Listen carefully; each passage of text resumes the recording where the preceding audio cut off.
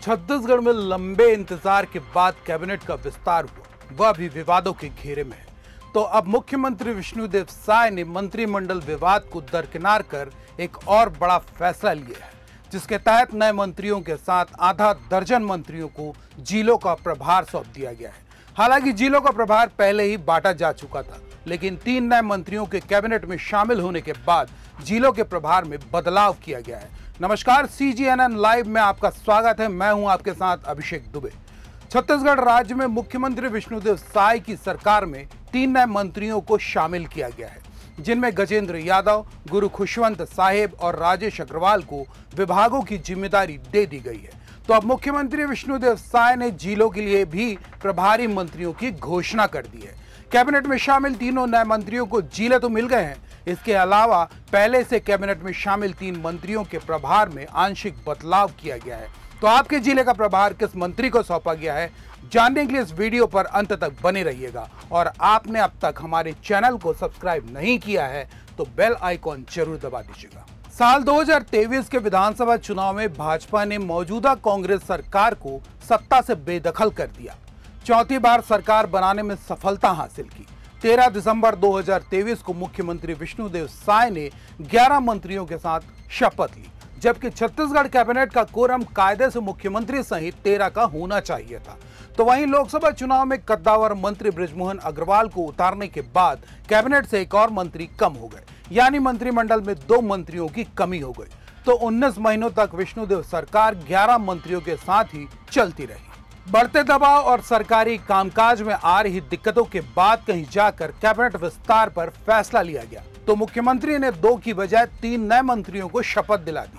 प्रदेश में यह पहली बार है जब मुख्यमंत्री सहित छत्तीसगढ़ सरकार का आकार 14 का हो गया है, जिसे लेकर प्रदेश में विवाद खड़ा हो गया है। विपक्ष ने इसे असंवैधानिक बताते हुए हाईकोर्ट में याचिका भी दाखिल कर दी है। हालांकि इस पर अब तक सुनवाई शुरू नहीं हो पाई है और विष्णुदेव सरकार 14 मंत्रियों के साथ चल भी रही है।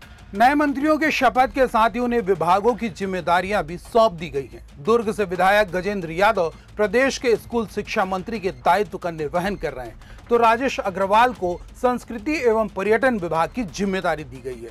वहीं गुरु खुशवंत साहेब को कौशल विकास और रोजगार का दायित्व सौंपा गया है।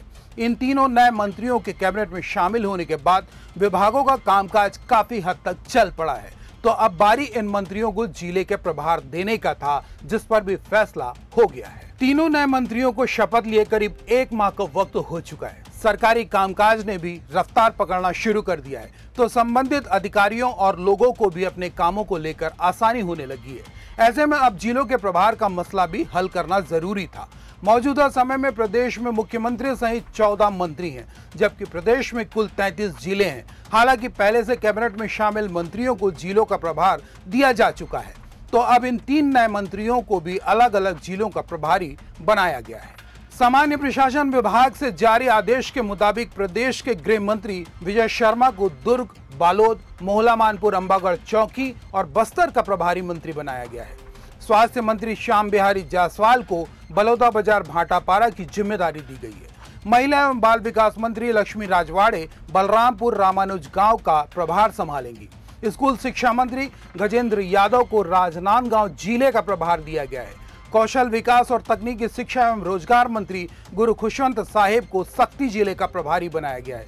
वहीं पर्यटन एवं संस्कृति मंत्री राजेश अग्रवाल को गौरेला पेंड्रा मरवाही का प्रभारी मंत्री बनाया गया है। इस तरह की अन्य जानकारी से अपडेट रहने के लिए हमारे चैनल पर बने रहिएगा और लाइक व शेयर करने से परहेज बिल्कुल मत कीजिएगा। नमस्कार।